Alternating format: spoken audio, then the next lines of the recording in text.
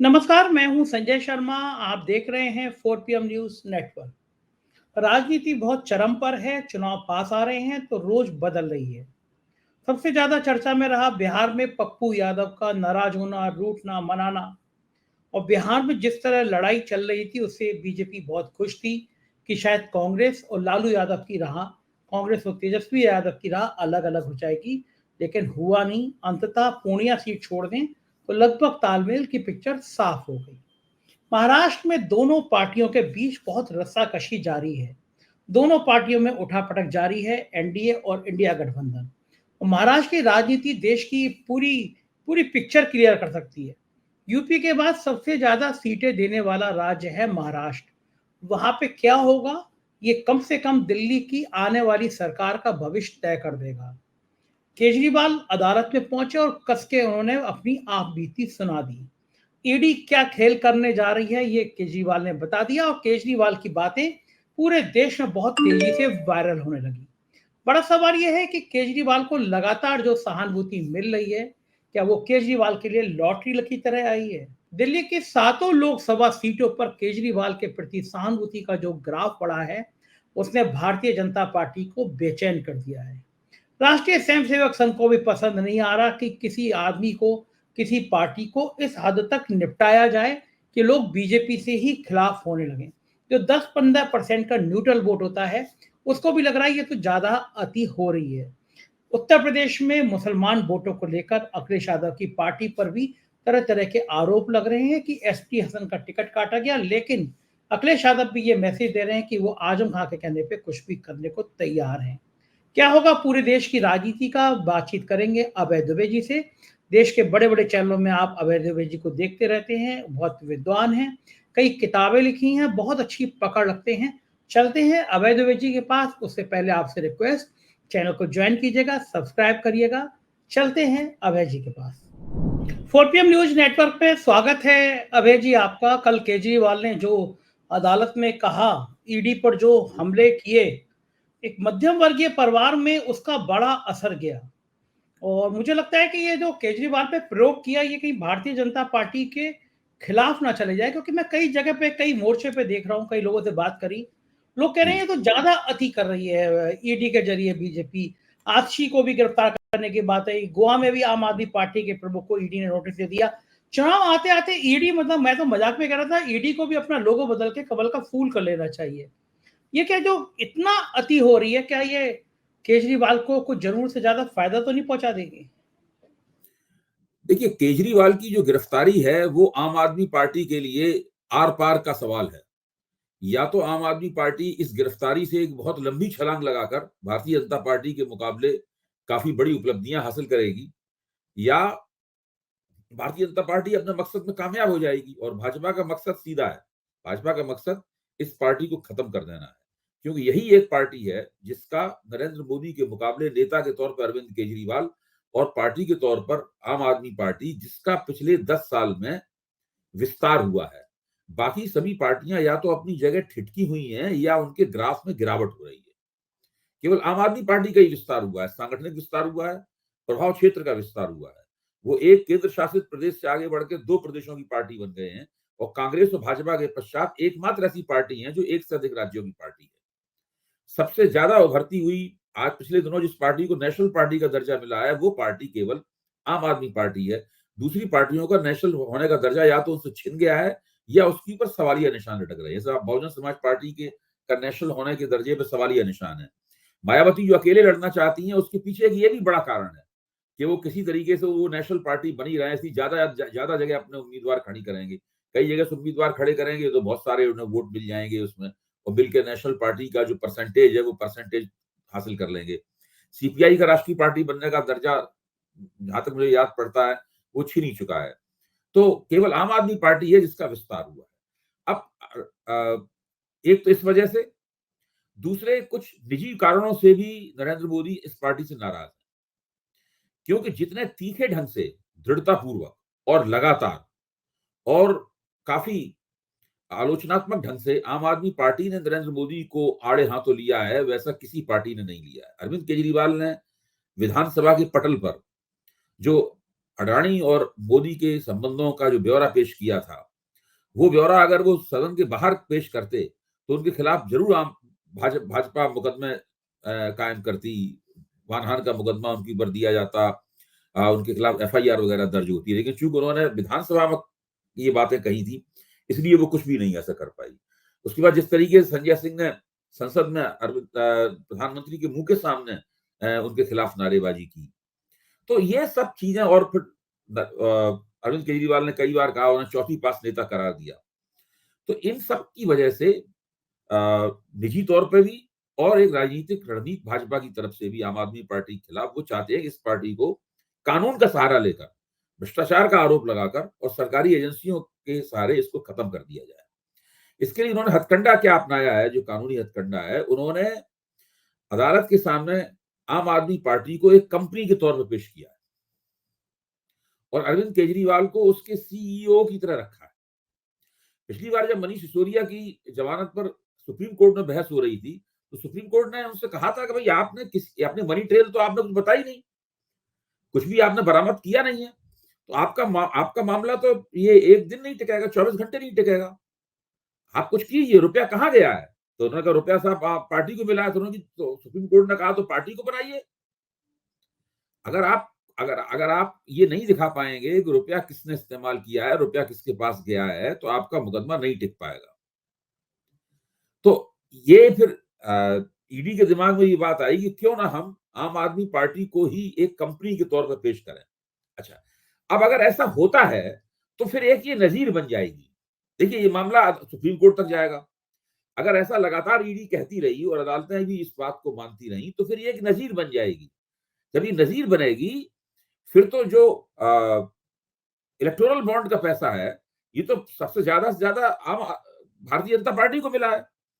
जो अरविंदो फार्मा का पैसा है, वो जिस तरीके से, और शरद पी रेड्डी के इलेक्टोरल बॉन्ड जिस तरीके से भारतीय जनता पार्टी के खाते में गए हैं, उसी तरह जब भाजपा के पास सत्ता नहीं रहेगी या उससे पहले भी कभी भाजपा को एक याचिका में एक कंपनी के तौर पर पेश किया जा सकता है और भाजपा के अध्यक्ष उस वक्त, जो अभी इस वक्त जगत प्रकाश नड्डा हैं, या जब उन्होंने अरविंद फार्मा का रुपया अपने खाते में डाला था, उस वक्त शायद अमित शाह रहे होंगे या कोई और रहा होगा अध्यक्ष, उन सबको CEO के तौर पर पेश किया जा सकता है अदालत में।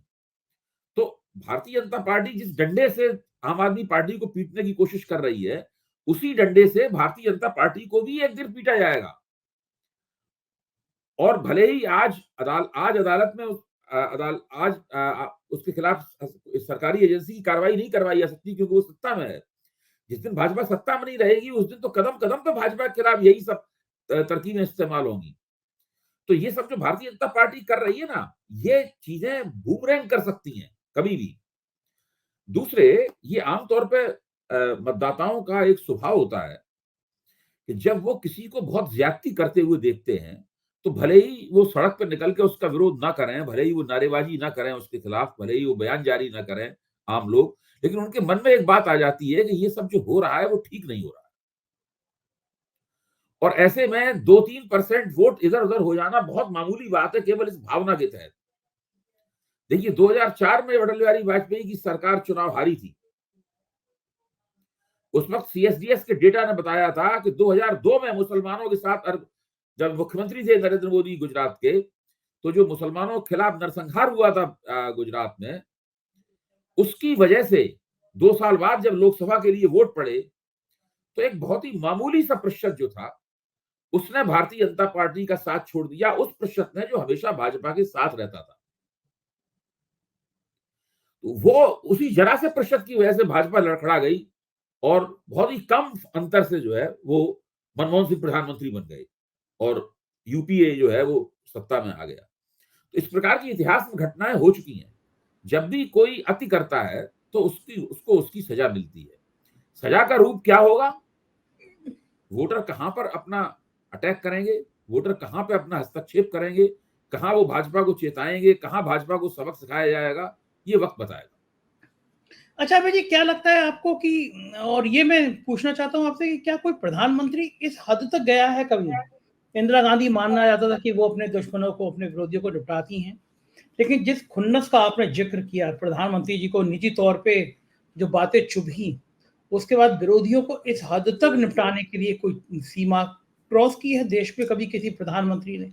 देखिए, जो हमारे प्रधानमंत्री जी का जो इतिहास है गुजरात के मुख्यमंत्री के तौर पर, अगर आप उसको भी इसमें जोड़ लें अभी जो हो रहा है, तो इसके बारे में मोटे तौर पे कहा जाता है कि भारतीय जनता पार्टी ईडी से लेकर सीडी तक के की संस्कृति में विश्वास करती। संजय मोहन जोशी। जी, मतलब अब और भी है, ये जो आपके उत्तर प्रदेश के उत्तर प्रदेश के एक एमपी को इसको टिकट मिला था अभी, उनके खिलाफ भी एक सीडी आई थी। सीडी किसने जारी की थी, क्या जारी की थी, वो नहीं पता। तो ये पूरी संस्कृति भारतीय जनता पार्टी का एक हिस्सा है। इसमें भाजपा के अंदर के विरोधियों को निपटाने के लिए सीडी का इस्तेमाल किया जाता है और बाहर के विरोधियों को निपटाने के लिए आजकल ईडी का इस्तेमाल किया जाता है। ये आपने अच्छा किया, सीडी और ईडी इन दो से निपटती है बीजेपी, ये लाइन आपकी अच्छी है। लेकिन क्या ईडी का जिस हद तक इस्तेमाल हो रहा है, मैं ये जानना चाहता हूँ अभय जी, ऐसे कितने परसेंट वोट होते हैं जो न्यूट्रल होते हैं? न्यूट्रल इन द सेंस कि जो चुनाव के समय, चुनाव से थोड़े दिन पहले तय करते हैं कि हमें किधर जाना है, इतने कितने परसेंट वोट होते होंगे जो आमतौर पे मेरा मानना यह है कि 10% से लेकर 25% के बीच में कोई एक वोट है। ये निर्भर करता है हर निर्वाचन क्षेत्र में, निर्वाचन क्षेत्र से एक निर्वाचन क्षेत्र से दूसरे में चलता है ये उसके ऊपर निर्भर करता है कि वहां पर चुनावी प्रतियोगिता का चरित्र क्या है। अगर चुनावी प्रतियोगिता बहुत ही कड़ी है, पोलराइजेशन दोनों तरफ, ओपिनियन दोनों तरफ ध्रुवीकरण हो गया है ओपिनियन का, तो इनकी संख्या अपेक्षाकृत कम होगी, प्रतिशत कम होगा। अगर टक्कर ज्यादा नहीं है तो इसकी संख्या ज्यादा होती है। लेकिन फिर भी 10, 12, 15% तो लोग होते ही होते हैं। तो ये लोग जाति धर्म को देख के वोट नहीं देते, ये लोग थोड़ा गवर्नेंसवादी हैं, गवर्नेंस को देख के वोट देते हैं। ये लोग नहीं चाहते कि लोकतांत्रिक मूल्यों का उल्लंघन हो। ये लोग नहीं चाहते कि एक लेवल प्लेइंग फील्ड विपक्ष को ना हो। ये लोग विपक्ष की तरफ भी देखते हैं, ये लोग सत्ता पक्ष की तरफ भी देखते हैं, और केवल इसलिए कि सत्ता पक्ष बहुत मजबूत है इसलिए वो उमड़ के सत्ता पक्ष को वोट नहीं देते। अगर इनके पास सोचने का एक कारण है कि किसी तरीके से विपक्ष के खिलाफ अन्याय हो रहा है और सत्ता पक्ष सत्ता का दुरुपयोग कर रहा है अपने पक्ष में, तो ये चीजें इन लोगों को बुरी लगती हैं और ये लोग फिर ऐन मौके पर, हो सकता है कि जिस पार्टी का ज्यादा रौब-दाब हो, ज्यादा उसका नैरेटिव चल रहा हो, कोई गारंटी नहीं है कि उसी की तरफ जाए। तो ये जो केजरीवाल के संग हो रहा है, इसका आपके वाले 10-15% जो वोट आप मान रहे हैं कि 10% न्यूट्रल होता है, ये केजरीवाल के संग या उनकी पार्टी के संग, जिस तरह उनकी पार्टी को खत्म करने की कोशिशें हो रही हैं ईडी के जरिए, सीडी कोई मिल नहीं पाई उनकी, तो फिर ईडी के जरिए, तो क्या ये जो है इस 10-15% वोट पे क्या असर पड़ेगा इस बात का? पड़ना चाहिए। जो अभी जो माहौल बन रहा है, आप देखिए कि जब अरविंद केजरीवाल की गिरफ्तारी हुई है तो आम आदमी पार्टी ने उसका बड़ा जबरदस्त प्रतिवाद किया है। वो प्रचार की हर युक्ति का इस्तेमाल कर रहे हैं, हर फोरम का इस्तेमाल कर रहे हैं। सारे देश में जहां जहां उनका एक कार्यकर्ता है वो उसका विरोध कर रहा है, वो सोशल मीडिया का इस्तेमाल कर रहे हैं। वो अब जिस तरह से एक तरह के देखा जाए तो जो भारतीय जनता पार्टी भी जिन तरीकों का इस्तेमाल करती है, वो सारे तरीकों का इस्तेमाल वो कर रहे हैं। वो रोज कितने बड़े स्तर पर उनकी प्रेस कॉन्फ्रेंसेस हो रही हैं, और भारतीय जनता पार्टी, आम आदमी पार्टी का जो ये रणनीति है, इस रणनीति को लेकर कुछ परेशान भी है और चिड़ी हुई भी है, दोनों बातें हैं। और उसकी वजह से अब कि लेफ्टिनेंट गवर्नर ने कहा कि नहीं, अरविंद केजरीवाल जेल से सरकार नहीं चला सकते। अच्छा, तो अब ये नहीं बताया कि हमारे पास उन्हें सरकार चलाने से रोकने का ये तरीका है। जब उन्होंने कहा कि वो जेल से सरकार नहीं चला सकते, तो बयान देने के लिए तो कोई भी कह सकता है इस बात को, लेकिन उपराज्यपाल को भी बताना चाहिए ना कि हम इस तरीके से उन्हें जेल से सरकार नहीं चलाने देंगे।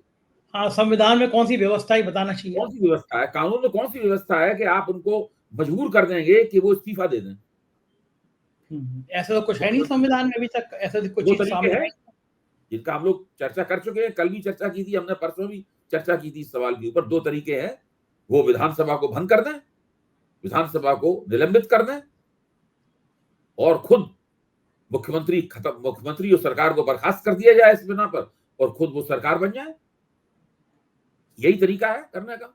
तो ये करने के लिए तो भारतीय जनता पार्टी सोच के उन्हें बताएगी कि आप ऐसा करें, अपने मन से नहीं कर सकते वो। सही बात है। ये तो भाजपा की तरफ से एक रणनीति बनाई जाएगी कि अब भाई समय आ गया है, अब आम आदमी पार्टी की सरकार को बर्खास्त कर दिया जाए, विधानसभा को हवा में लटका दिया जाए या विधानसभा को खत्म कर दिया जाए। 11 महीने दूर है लोक विधानसभा का चुनाव, तब तक एलजी साहब ही मुख्यमंत्री होंगे, एलजी साहब ही उपराज्यपाल होंगे, एलजी साहब ही मंत्रिमंडल होंगे। फिर देखा जाएगा एलजी साहब मोहल्ला क्लिनिक बंद करते हैं कि नहीं बंद करते हैं, जिसके इतने आलोचक हैं। फिर देखना पड़ेगा कि एलजी साहब जो बिजली की सब्सिडी दी गई है उसको खत्म करते हैं कि आधी कर देते हैं या बढ़ा देते हैं, क्या करते हैं। फिर देखा जाएगा कि वो पानी की सब्सिडी खत्म करते हैं कि नहीं करते हैं। फिर देखा जाएगा कि वो लोगों के दरवाजे पर राशन पहुंचे और सर्टिफिकेट पहुंचे और लोगों को ब्यूरोक्रेसी छुटकारा मिले। इसकी जो आम आदमी पार्टी की योजनाएं हैं वो जारी रखते हैं कि नहीं जारी रखते हैं। स्त्रियों को जो आम आदमी पार्टी ने एक वजीफा देना शुरू किया है वो जारी रखते हैं कि नहीं रखते हैं। फिर तो बहुत सारे काम हैं जो उनको एलजी साहब अभी रोके हुए हैं। फिर देखा जाएगा कि वो बुजुर्गों को वो तीर्थ यात्रा पे भेजते हैं कि नहीं भेजते हैं। ये सारे काम कर रही है ना आम आदमी पार्टी की, अरविंद दरअसल केजरीवाल। ये सब भी हो जाता अभय जी, जहां तक मुझे लगता है। एक तो वो सुप्रीम कोर्ट से इलेक्टोरल बॉन्ड के बाद उनको दूध का जला छाछ भी फूक फूक कर पीता है। उनको लगता है इधर हमने सस्पेंड करी, उधर सुप्रीम कोर्ट से स्टे आ गया, तो और फजीयत हो जाएगी, और फजीयत हो जाएगी, पहली बात। दूसरी बात की जितनी सिंपैथी मिल रही है, अरविंद केजरीवाल तो चाहेंगे इस समय आप बर्खास्त कर दीजिए, थोड़ा टाइम बचा है चुनाव के लिए, चलाइए और फायदा मिलेगा उनको। और जो 7 सीटें देखिए, हैं अगर ये लोग अरविंद केजरीवाल की सरकार बर्खास्त कर देते हैं तो ये अरविंद केजरीवाल के हाथ में खेल जाएंगे, मेरा मतलब। क्योंकि जिस क्षण आप ये बर्खास्त करेंगे उसके बाद तो आम आदमी पार्टी के नेता सब आजाद हो जाएंगे। हाँ, आप उसके बाद सरकार जो भी काम करती है उसकी जिम्मेदारी तो उनके ऊपर नहीं होगी। फिर तो वो विपक्ष की भूमिका में आ जाएंगे और भारतीय जनता पार्टी सरकार की भूमिका में आ जाएगी। वो और नुकसान बहुत हो जाएगा।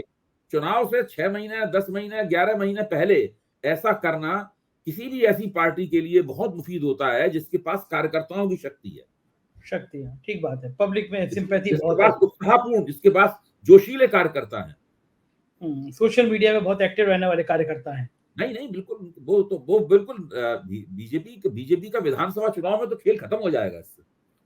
अच्छा, ये जो 7 सीटें हैं दिल्ली की, केजरीवाल के पास प्रयोग करने के बाद इन 700 सीटों में से कुछ सीटों पे नुकसान होगा, कुछ सीटें हाथ से चली जाएंगी बीजेपी की। भाई देखिए, अगर 2019 में जिस तरह वोट पड़ा था, अगर उसके नतीजों को आप देखेंगे तो ये इनको 7 सीटें बीजेपी को जीत जाना चाहिए। लेकिन हर चुनाव अलग अलग होता है। पिछली बार पहली बात तो कोई अलायंस नहीं था। अलायंस ना होने से अब अल्पसंख्यक वोट थे जो बिल्कुल भटक गए थे, बिखर गए थे पूरे के पूरे।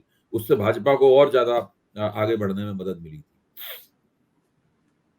तब परिस्थिति बिल्कुल अलग थी। अब केजरीवाल की गिरफ्तारी के बाद में कुछ हमदर्दी का प्रभाव भी है, तो उससे भी चीजें बनेंगी। दूसरे, आम आदमी पार्टी ने जो टिकट दिए हैं अपनी 4 सीटों पे, वो बहुत बढ़िया टिकट दिए हैं।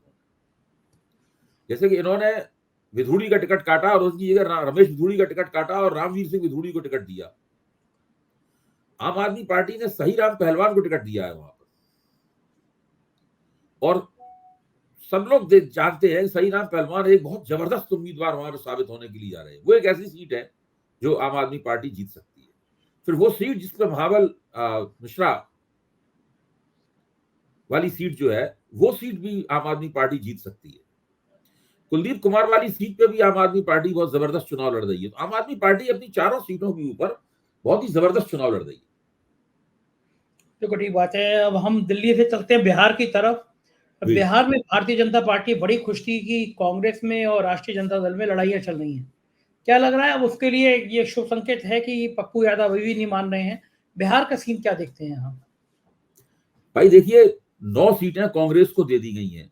बंटवारे में 9 सीटें कांग्रेस के हाथ में आई हैं। 2 सीटें सीपीआई एमएल लिबरेशन गुट को मिली हैं। 1 सीट सीपीआई एम को मिली है और 1 सीट सीपीआई को मिली है। तो 9, 5, 14 ये हो गई। वो 26 सीटें आई हैं राष्ट्रीय जनता दल के खाते में। तो ये है पूरा का पूरा महागठबंधन का बंटवारा।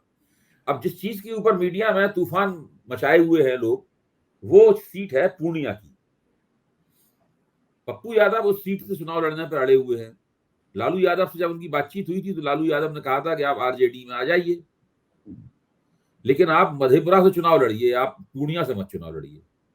पप्पू यादव ने कहा कि हम तो पूर्णिया से ही चुनाव लड़ेंगे, और वो अपनी जो उनकी पत्नी भी कांग्रेस में है, पर उनका कहना यह है कि प्रियंका गांधी ने मुझे फोन कर दिया, उनके फोन था तो मेरे सामने फिर कोई चारा नहीं रहा, प्रियंका जी के फोन से हम फिर कांग्रेस में चले गए। जब वो कांग्रेस में चले गए तो लालू यादव ने पूर्णिया से अपना उम्मीदवार घोषित कर दिया, वो है बीमा भारती। तो बीमा भारती एक ऐसी उम्मीदवार हैं जो कि जिस चीज को तेजस्वी यादव माई बाप कहते हैं, उसमें जो बाप वाला हिस्सा है उसमें आती है बीमा भारती, वो एमवाई वाले हिस्से में नहीं आती। तो उनको टिकट देने का मतलब ये है कि वो अपना जो जिस तरह का आधार क्षेत्र बनाना चाहते हैं, वो आधार क्षेत्र बीमा भारती के टिकट देने से बनता भी है। तो अब पप्पू यादव के लिए मुश्किल हो गई है। अब पप्पू यादव क्या करेंगे? कांग्रेस तो उन्हें टिकट देगी नहीं पूर्णिया से।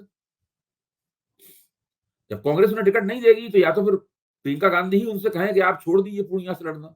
अभी 2 मिनट पहले वो टीवी पे कह तो रहे थे कि अगर कांग्रेस हमसे कहेगी तो हम पूर्णिया से लड़ना छोड़ देंगे, अगर कांग्रेस हमसे नहीं कहेगी तो हम पूर्णिया से ही लड़ेंगे, या तो फिर वो निर्दलीय लड़ेंगे, या फिर वो मजलिस इत्तेहादुल मुसलमीन असदुद्दीन ओवैसी की पार्टी से भी चुनाव लड़ सकते हैं। 15 सीटों पे ऐलान कर दिया ओवैसी ने, आज 15 हाँ, सीटों पे तो वो अब ये नतीजा, महागठबंधन का बंटवारा तो हो गया है, सवाल पप्पू यादव का है। तो पप्पू यादव की दिक्कत है, वो महागठबंधन की दिक्कत नहीं मानी जा सकती। हाँ, तो बाकी जगह हो गया तो पप्पू यादव का मसला, लेकिन पूरी गोदी मीडिया तो ऐसे पप्पू यादव को लेकर प्रचारित कर रही है कि मान लो कांग्रेस और लालू यादव के बीच में बड़ी दूरियां आ गई, लड़ाइयां हो गई, बिखर गया अरे सब। हो ही नहीं सकता, ये तो बेकार की बात है। कांग्रेस और लालू यादव के बीच में, हमने पहले भी कहा था, ये दोनों बहुत लंबे अरसे से बिहार में साथ हैं और दोनों एक दूसरे की मदद करते रहे हैं और करते रहेंगे। आरजेडी का जितना कांग्रेस के साथ में रिश्ता है, जो लालू यादव का राहुल गांधी के साथ में और प्रियंका गांधी के साथ में और सोनिया गांधी के साथ रिश्ता है, और किसी नेता का नहीं है। ठीक बात है। चलते हैं महाराष्ट्र की तरफ। बहुत ज्यादा राजनीति उलझ गई है महाराष्ट्र में, दोनों तरफ से, इंडिया जी से भी और एनडीए से भी की तरफ से भी। और यूपी के बाद सबसे ज्यादा सीटें देने वाला राज्य है महाराष्ट्र। महाराष्ट्र में जी किस तरह की पिक्चर देखते हैं आप? महाराष्ट्र में भी दोनों तरफ ही पेच फंसा हुआ है। देखिए, महाराष्ट्र में जब से उद्धव ठाकरे की पार्टी ने अपने उम्मीदवार घोषित किए हैं, वैसे कांग्रेस में काफी असंतोष की लहर आ गई है। संजय निरुपम वगैरह बिल्कुल बगावती मूड में तलवार भांजते हुए बाहर निकल आए हैं। तो वो अभी बिल्कुल मामला तय नहीं है। जहां तक प्रकाश अंबेडकर का सवाल है, प्रकाश अंबेडकर, आपको याद होगा, प्रकाश अंबेडकर ने शायद पिछला चुनाव जो है वो MIM के साथ मिलकर लड़ा था,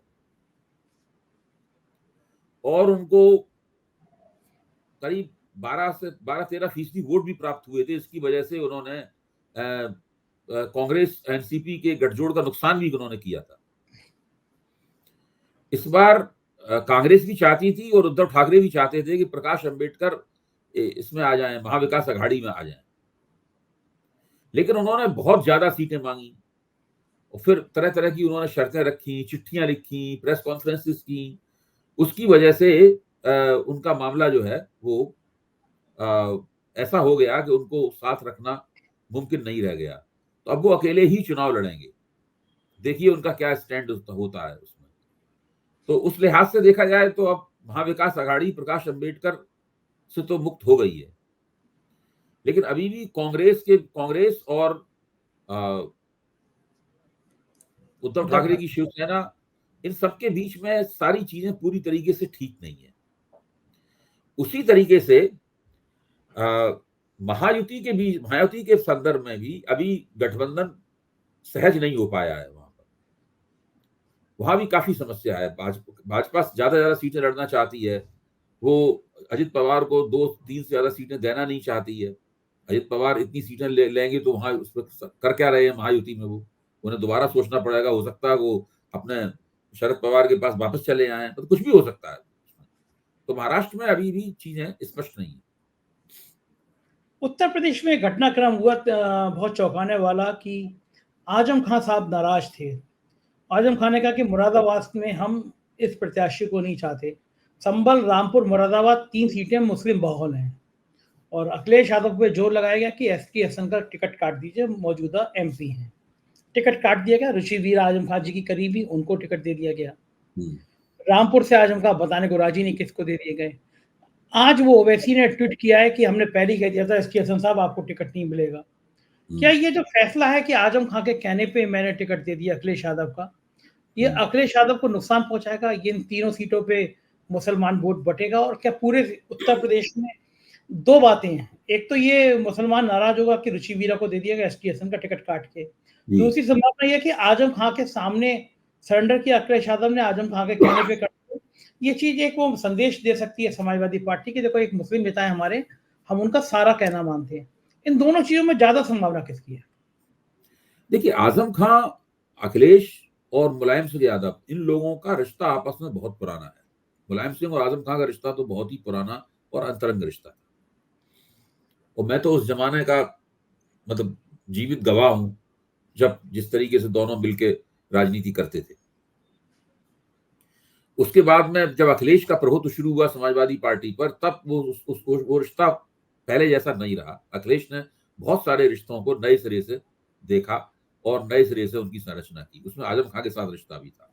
फिर आजम खां का जो जबरदस्त दमन और पीड़न हुआ भारतीय जनता पार्टी और योगी सरकार की तरफ से, अभी अखिलेश गए थे आजम खां से मिलने के लिए, जेल में गए थे। जी हाँ, उसी के बाद से ये सब घटनाक्रम हुआ है जिसका आप जिक्र कर रहे हो। तो शायद अखिलेश ये मैसेज देना चाहते हैं कि वो आजम खां अभी भी उनके लिए उतने ही महत्वपूर्ण है। उन्हें लगा होगा कि लोकसभा चुनाव से पहले ऐसा मैसेज देना उचित होगा। तो मेरे ख्याल से अखिलेश जो कर रहे हैं वो अपने हितों को सोच समझ के ही कर रहे होंगे। क्या लगता है उत्तर प्रदेश में मुस्लिम वोटों का बंटवारा हो सकता है? ओवैसी भी लड़ेंगे, मायावती भी कई जगह पे मुस्लिम प्रत्याशी उतार रही है। अधिकतम मुस्लिम वोट समाजवादी पार्टी और कांग्रेस को मिलेगा। अधिकतम केवल उन जगहों पर जहां किसी दूसरी पार्टी का मुसलमान उम्मीदवार बिल्कुल जिताऊ हालत में हो, लगे कि भाई जरा सा इसको धक्का दोगे तो ये निकल सकता है, बिल्कुल दूसरे नंबर पे है, नजदीकी लड़ाई है, वहां पे मुसलमान वोट तितर बितर हो सकता है, बाकी और कहीं नहीं होगा। ओवैसी वगैरह कुछ नहीं मिलेगा। यानी उत्तर प्रदेश में एक मजबूत लड़ाई दिख सकती है। मायावती ने अगर मान लीजिए कोई ऐसा मुसलमान उम्मीदवार खड़ा किया है जहां उनके दलित वोट और मुसलमान वोट को मिलकर या कुछ थोड़े बहुत वोट को और मिलकर वो काफी फर्क डाल सकता है उम्मीदवार, उस ऐसी विशेष परिस्थिति को छोड़कर मुसलमान वोट कहीं और नहीं जाने वाला। भाई पिछली बार भी अखिलेश ने गठजोड़ बना के विधानसभा चुनाव में मायावती अकेले चुनाव लड़ी थी, तब भी तो उन्होंने बहुत मुसलमान उम्मीदवार उतारे थे। मुसलमानों का असाधारण ध्रुवीकरण समाजवादी पार्टी और महागठबंधन के पक्ष में हुआ। बिल्कुल ठीक बात है। ये स्थिति रहेगी राजनीति की। बहुत बहुत शुक्रिया अभय जी। आज की बातचीत को हम विराम देते हैं। आपने जो बातचीत की वो बहुत सार्थक थी। आभार आपका। ये थे अभय दुबे जी, और हम लोग रोज राजनीति का पूरा लेखा जोखा करते हैं। मुझे उम्मीद है कि आप अपने कमेंट जरूर करेंगे, अपनी राय बताएंगे। चैनल को सब्सक्राइब करिएगा, ज्वाइन करिएगा। शुक्रिया, थैंक यू।